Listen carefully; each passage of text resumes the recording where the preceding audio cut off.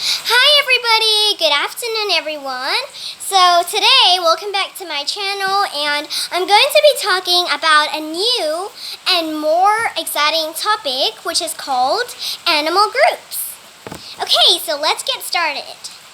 So I will talk about what is an animal.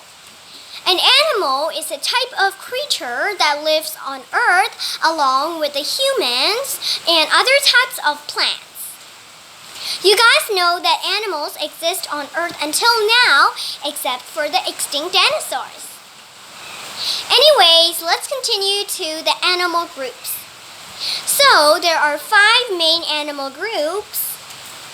So, the first one is known as mammals. The second one is known as reptiles. The third one is known as birds. The fourth one is known as amphibians. And the last one is known as the fish species. So, firstly, I'll talk about the mammals' characteristics. So, mammals are a type of animal group that has fur or hair on their body parts or on their body. So, for example, cats and dogs are characterized in the mammal groups, and so are lions and parrots. So, I'll talk about why we can say that the cat is a mammal.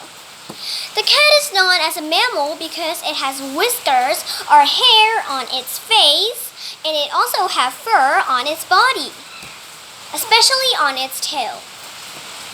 And it also gives birth to its babies, and the animals, such as mammals, only reproduce.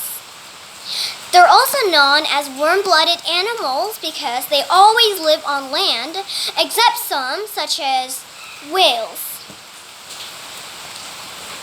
Okay, and by the way, I like to say that the parrots are not characterized as mammals, although at first I said it, because the mammals don't have wings. They don't have wings. They can only give birth, and they have fur. Okay, and let's move on to the next one. The next one is known as reptiles. So, reptiles is a type of animal group, but it's a little bit spooky, dangerous, and nauseous. It's also very disgusting.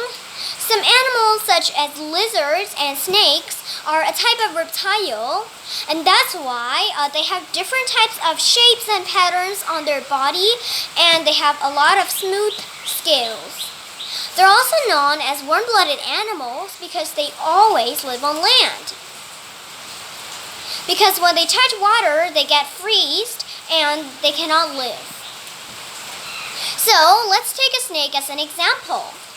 A snake is a type of reptile, we can call it, because snakes are poisonous. They have fangs, they are very curly, and they also have different types of stripes, colors, and shapes on their body.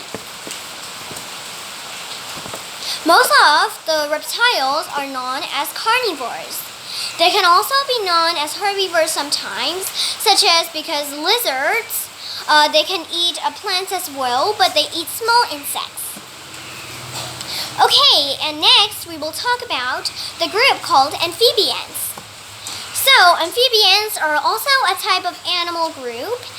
Its main characteristics is that it is half warm-blooded and half cold-blooded, but we could clarify it as cold-blooded animals mostly, because animals such as frogs, they mostly live under the water, where it is cold.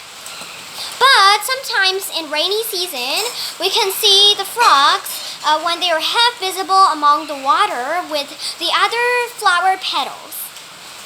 They hop, and we can see them until the rainy season is over. Okay, for the amphibians, they have wet skin. They also have smooth skin, such as the reptiles, but they are more smooth and very soft. Okay, so now I will talk about the birds. So, in the birds, they include the things such as, the pigeons, owls, parrots, and a lot more. So birds are mainly the type of animal group that can fly freely in the air. They also have other types of unique structures and body parts which doesn't include in other animal groups, such as the beaks instead of the mouth, which they use to chew food, or the tree branches. And sometimes some birds also have very fluttery and nice wings, which enable them to fly. Okay, birds are also known as warm-blooded. And finally, the final group that I would like to talk about is about the fish. Okay, so we cannot call fishes because fish can only be called for both plural and singular. So mainly, the fish mostly live in the water under the oceans or seas. Most of the water percentage is covered around our Earth continents, so the fish can live in the water and swim freely under the ocean. They also have special functions, such as their gills, which enable them to breathe in fresh air. But some fish unfortunately live under very bad circumstances and very bad polluted oceans. At that time, these fish may have harm and they can die. So the fish include things such as the hammerhead whales or the hammerhead sharks, the normal types of sharks, whales, dolphins, other types of things such as jellyfish and even goldfish. So I think that's all for today, you guys. I hope you understand the animal characteristics and 5 main animal groups as I explained them in detail. So see you next time. Hope you enjoyed my video.